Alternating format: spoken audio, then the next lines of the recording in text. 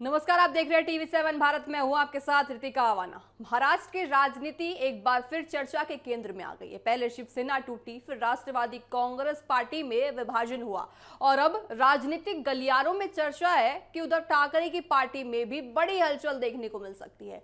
क्या उद्धव सेना के सांसदों का एक बड़ा वर्ग अलग रास्ता चुन सकता है? क्या 2/3 सांसदों का समर्थन किसी नई राजनीतिक समीकरण को जन्म दे सकता है? और अगर ऐसा होता है तो इसके राजनीतिक और कानूनी मायने क्या होंगे? आइए समझते हैं इस पूरे घटनाक्रम को तथ्यों और राजनीतिक समीकरणों के जरिए।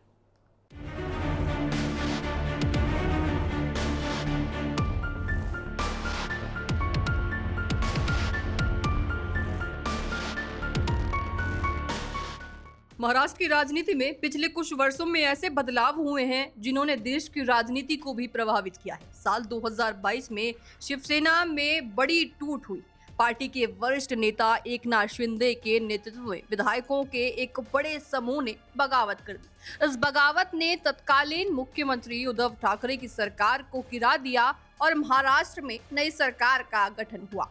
इसके बाद चुनाव आयोग ने पार्टी के नाम और चुनाव चिन्ह को लेकर बड़ा फैसला सुनाया और शिवसेना का आधिकारिक नाम और चुनाव चिन्ह शिंदे गुट मिला। उद्धव ठाकरे ने इसके बाद नई पहचान के साथ अपनी राजनीतिक यात्रा जारी रखी। लेकिन अब बड़ा सवाल ये उठ रहा है कि क्या लोकसभा और राज्यसभा में भी कोई नया राजनीतिक समीकरण बदल सकता है?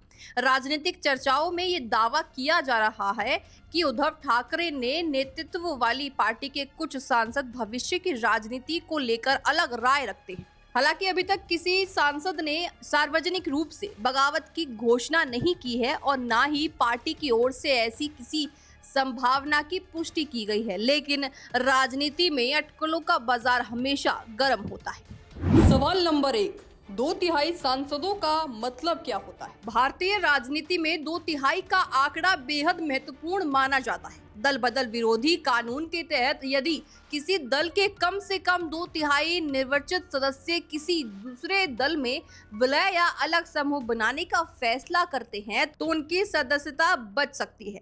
यही कारण है कि जब भी किसी राजनीतिक दल में असंतोष की खबर आती है तो इससे पहले 2/3 संख्या पर नजर आती है। हालांकि हर मामला अलग होता है और अंतिम निर्णय संबंधित संवैधानिक तथा संसदीय प्रक्रियाओं के तहत किया जाता है।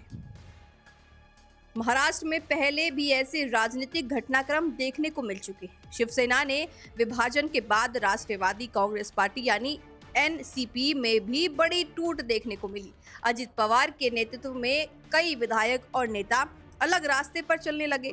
इन घटनाओं ने यह साफ कर दिया है कि महाराष्ट्र की राजनीति में समीकरण बेहद तेजी से बदल सकते हैं। यही वजह है कि उद्धव ठाकरे की पार्टी को लेकर उठ रही हर चर्चा पर राजनीतिक विश्लेषकों की नजर बनी हुई है। क्या है संभावित कारण?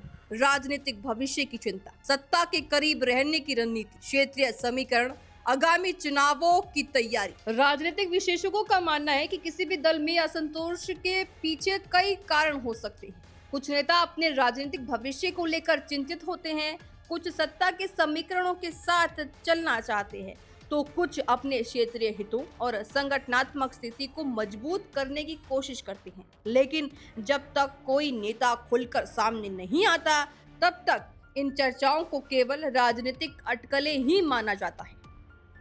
फिलहाल उद्धव ठाकरे लगातार अपने संगठन को मजबूत करने में जुटे हुए हैं। महाविकास आघाड़ी के सहयोगी दलों के साथ ही उनके संबंध बनाए रखने की कोशिश की जा रही है। दूसरी तरफ शिंदे गुट और बीजेपी महाराष्ट्र में अपने राजनीतिक आधार को और मजबूत करने में लगी हुई है। ऐसे में आने वाले महीनों में महाराष्ट्र की राजनीति किस दिशा में जाएगी, इस पर पूरी नजरें देश की बनी हुई है।